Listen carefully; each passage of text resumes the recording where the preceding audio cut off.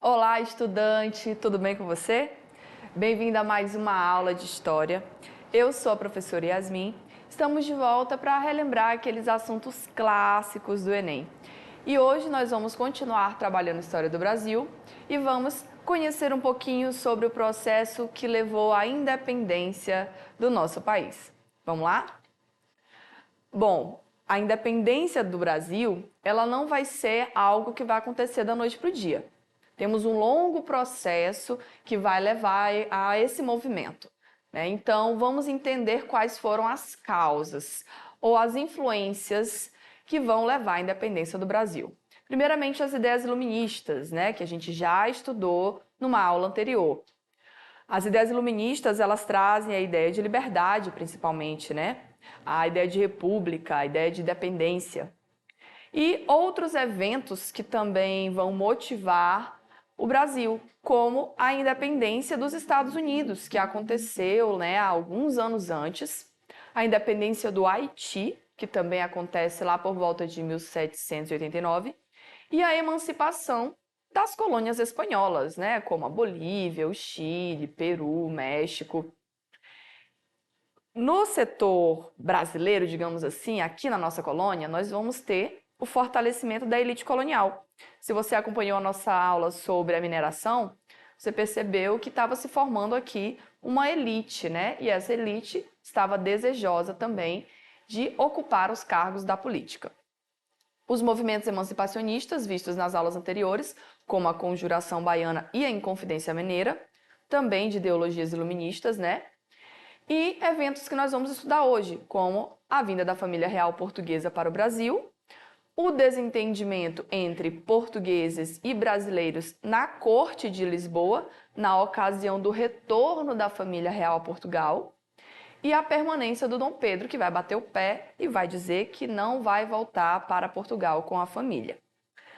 Bom, agora que a gente relembrou mais ou menos esses fatores, vamos nos aprofundar nesses eventos. A transferência da corte para o Brasil, se é que você não lembra, né, aconteceu lá por volta de 1808 e foi motivada pelas invasões napoleônicas, no caso, pela emancipação do Império Napoleônico, né, que causa aí o bloqueio continental. Para quem não lembra, Napoleão Bonaparte estava dominando toda a Europa, mas tinha um país que ele não conseguia dominar, e esse país era a Inglaterra. Para tentar falir a Inglaterra ou atingi-la, já que militarmente ele não conseguia por ser uma ilha, ele estabeleceu o bloqueio continental. Ele foi criado pelo imperador Napoleão Bonaparte para tentar falir a Inglaterra, já que militarmente ele não conseguia atingi-la, né, por ser uma ilha. Então, o bloqueio consistia na proibição do comércio com a Inglaterra, de todas as nações, né, que eram aliadas ou amigas da França. Quem descumprisse o bloqueio teria o seu território invadido pelas tropas napoleônicas.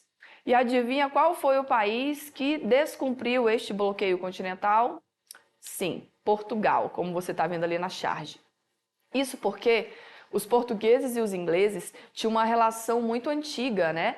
Acordos comerciais muito antigos que não dava para ser desfeito assim de uma hora para outra. Então, os ingleses vão acabar convencendo o rei, no caso o príncipe regente Dom João VI, a fugir para o Brasil, né, para sua colônia mais distante, que era o Brasil, e a levar toda a corte e também transferir a capital do reino para a colônia, ficando cada vez mais longe do Napoleão.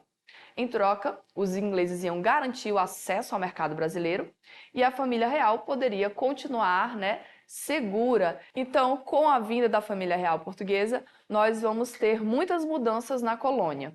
Para começar, o Brasil não vai mais ser uma colônia, vai ser a sede do reino. E outras mudanças que vão beneficiar principalmente a Inglaterra vão se processar. Aí nós temos a primeira delas, que é a abertura dos portos às nações amigas, pondo fim assim ao pacto colonial. Ah tá, as nações amigas eram a Inglaterra. Depois desse evento, o Brasil ele vai começar a expandir suas fronteiras. Então, o príncipe regente ele vai invadir a Guiana Francesa, né? Mas sem sucesso, né? Isso só para se vingar mesmo do Napoleão. Depois vai assinar o Tratado de Navegação e Comércio, garantindo mais benefícios aí aos ingleses. A elevação do Brasil à categoria de Reino Unido, a Portugal e Algarves, em 1815, né? Era necessário que isso acontecesse, caso contrário, tudo o que o rei assinasse, estando em território estrangeiro, não teria validade. E, em 1816, ainda expandindo as fronteiras, né? O Brasil vai anexar a província Cisplatina, que é o atual Uruguai. Outras mudanças modernizadoras acompanharam essas mudanças econômicas, como, por exemplo, a transferência da Biblioteca Real para o Rio de Janeiro, como você está vendo aí, a fundação do Banco do Brasil e do primeiro jornal, né, em solo brasileiro, a Gazeta do Rio de Janeiro. E com isso nós vamos ter um movimento, né, de transição da mão de obra escrava para a mão de obra livre, que nós já acompanhamos em uma outra aula, que você também pode estar assistindo novamente, pode estar acessando, caso você tenha perdido, pelos nossos canais virtuais. Bem, depois disso, né, nós vamos ter um período chamado de joanino, mas esse período ele vai ter fim. Depois que a família real se estabelece no Brasil e faz todas essas mudanças acontecerem, os portugueses vão começar a reivindicar a volta do seu rei, né? Então, em 1820, depois que o Napoleão já havia sido preso, né, pelos ingleses, a população de Portugal começou a exigir o retorno imediato da família real. Os portugueses estavam sem seu rei, tinham sido governados, né, e protegidos pelos ingleses, então eles desejavam que a família real retornasse, caso contrário, um golpe derrubaria a monarquia. Então, o fim do Estado absolutista ameaçava os interesses da família real, que optou por voltar correndo para Portugal, né? Essa é a chamada Revolução Liberal do Porto. O povo pressionou o rei a voltar. E mais, o povo português elaborou uma constituição e obrigou Dom João VI a retornar para Portugal sob, né, o princípio de respeitar essa constituição. Então agora ele é um monarca constitucionalista. A partir daí, a partir dessa mudança, com a volta da família real portuguesa para o seu estado-nação, né, Portugal, nós vamos ter o início de um processo, né, que é a emancipação do Brasil. Tudo isso vai levar à independência. Por quê? O Dom João VI ele volta, leva a família real, mas o seu filho mais velho, o herdeiro, Dom Pedro I, decide que não vai voltar. Ele vai se aliar aos grupos políticos emancipacionistas e vai perceber ali uma oportunidade de fazer o nome dele, né? De ficar aqui agora como imperador e não como apenas um príncipe. Por isso nós vamos ter esse início, né? O Dia do Fico, né? Que está aí em destaque, que você está vendo, é o famoso Dia do Fico que a gente aprende na escola desde criancinha, né? Vai ser aquele episódio que Dom Pedro anuncia publicamente que vai desobedecer às ordens de seu pai, né, e da corte portuguesa, não vai voltar para Portugal e vai permanecer no Brasil. Daí para frente, minha gente, a independência é só um passo, né? Claro que o rei de Portugal não vai aceitar, vai começar a mandar as tropas portuguesas para o Brasil, né, para buscar o Dom Pedro I. Isso tudo porque a população brasileira não aceita que o Brasil volte a ser uma colônia. Então, o retorno do príncipe faria com que o Brasil voltasse a ser uma colônia. Então, ele teve o apoio, né, das elites locais para que isso não acontecesse. Logo em seguida, ao não que ele disse para Portugal, ele basicamente já se torna um imperador e vai começar a tomar algumas medidas que vão mostrar o poder dele e que vão dizer para Portugal que o Brasil não precisa e não vai mais respeitar as suas regras. Primeiramente, ele estabelece o cúmplice, ou seja, nenhuma lei vinda de Lisboa vai ser obedecida sem que ele permita. Depois, ele vai receber o título de defensor perpétuo do Brasil, que é basicamente o título de imperador. Vai criar um órgão consultivo que deveria aconselhar o regente em assuntos importantes, né, o Conselho do Rei, em outros termos. Criação de uma Assembleia Constituinte para elaborar a primeira Constituição do Brasil. e vai considerar inimigas quaisquer tropas enviadas pelo governo português. E assim, para fechar, ele vai proibir que os portugueses ocupem cargos, né, públicos de grande importância, descentralizando mais ou menos ali o poder político. Já que a gente entendeu isso, agora finalmente a gente chega ao famoso grito de independência, né? Então, o Dom Pedro estava em viagem e acaba recebendo algumas cartas, né? Claro que a gente está acelerando esse processo, né? E o grito do Ipiranga, independência ou morte, que teria sido heroicamente dado às margens do rio Ipiranga, na verdade foi um acordo político, né? Ao receber a carta de Portugal dizendo que ia haver uma invasão, ele decidiu então emancipar ali mesmo e assinar, né, a emancipação do Brasil. E aí nós vamos ter, no dia 7 de setembro de 1822, a assinatura da lei ou do documento que vai emancipar o Brasil, que agora não é mais colônia, e sim é um Estado independente. Automaticamente, né, nós vamos ter um conflito. Por quê? Porque os portugueses que estavam no território não vão aceitar. Então, após declarada essa independência, vai começar um conflito pela manutenção dessa independência. O objetivo é expulsar as tropas portuguesas, né, e forçar Portugal a reconhecer essa independência. Esse reconhecimento ele só veio em 1824. Eu trouxe pra gente ver hoje um episódio super bacana, né, super importante da história, que também é muito cobrado no Enem, como nós vamos ver a seguir, que é a participação de uma mulher muito icônica, né, nesse processo, a Maria Quitéria de Jesus. Né? Ela foi ela foi a primeira mulher a integrar as Forças Armadas. A história dela é uma história de luta, né, de resistência. Ela teve que se passar por homem, assumindo a identidade do irmão, cortando o cabelo, se vestindo de homem, para lutar no exército do Dom Pedro I, né, para manter aí a emancipação do Brasil. Ela acaba sendo condecorada pelo imperador Dom Pedro I como heroína, mas o esforço dela só vai ser reconhecido de fato em 1950 pelo Exército Brasileiro. Né? Então, basicamente, a Maria Quitéria, ela é a primeira mulher a ingressar no Exército, né? Fez história, abriu portas, mas morreu no anonimato, né? Sem o devido reconhecimento, porque até pouco tempo atrás, as mulheres, os escravos, né, e as minorias não eram tão valorizadas assim nos nossos livros, o que, ainda bem, já mudou. E agora vamos testar o nosso conhecimento? Vamos fazer umas questõezinhas aí de Enem? Essa é uma questão, né, de 2014, é muito fácil você achar na internet. Vai falar justamente sobre a transferência da corte para o Brasil. Então vamos à leitura do texto, né, já que é uma questão interpretativa. A transferência da corte trouxe para a América Portuguesa a família real e o governo da metrópole. Trouxe também, sobretudo, uma boa parte do aparato administrativo português, personalidades diversas e funcionários régios. Atenção para a palavra régio. É referente a rei, certo? Então, eram os funcionários do rei.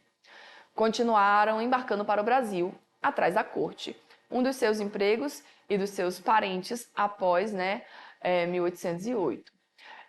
Só para a gente entender uma coisinha. Quando a família real portuguesa veio para o Brasil, gente, ela veio na calada da noite, né? Todo mundo lembra disso.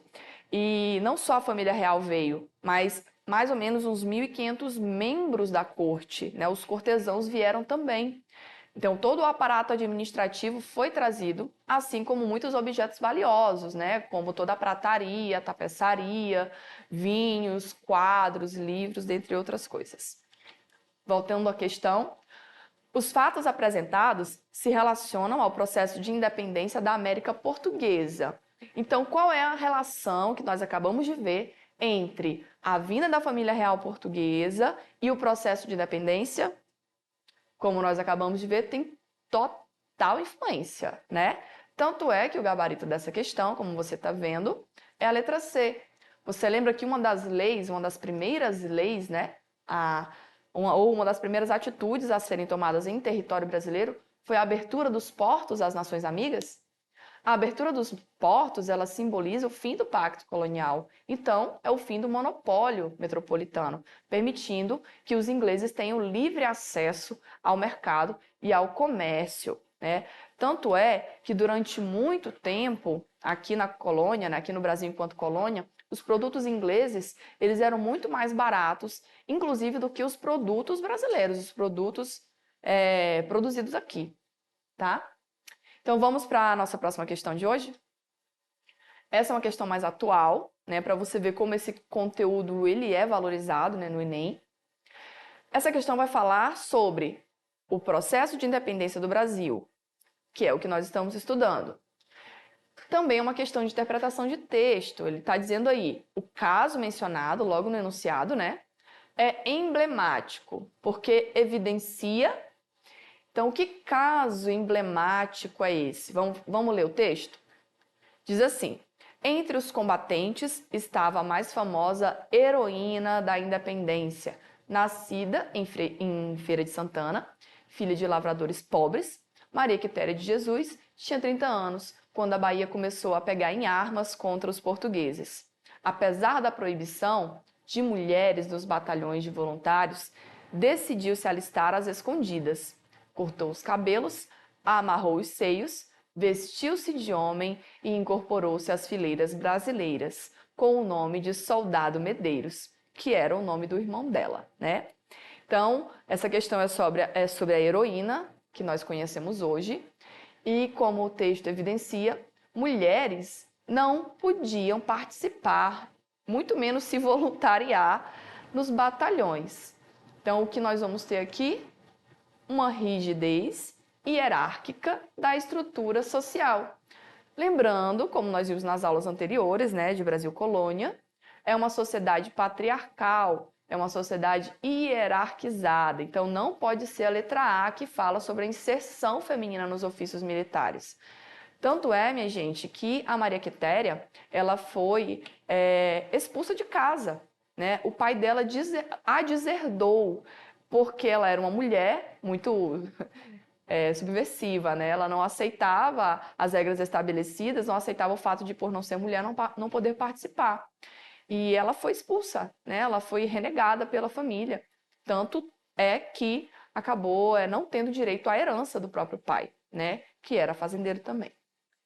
Bom, gente, muito obrigada pela atenção de vocês, né? Estamos chegando ao final de mais uma aula de história. Temos muita coisa bacana para ver ainda. E se você perdeu alguma das aulas anteriores, que são pré-requisito, né, para os conteúdos de história, para o conteúdo de hoje, como o Brasil Colônia e também o processo de abolição da escravidão, é só você acessar os nossos portais. O link está aqui na tela, né? E você pode visualizar essa e outras aulas, minha, de outros professores, tá? E se preparar melhor para o Enem. Então, fique aqui com a gente, fique bem e até a próxima!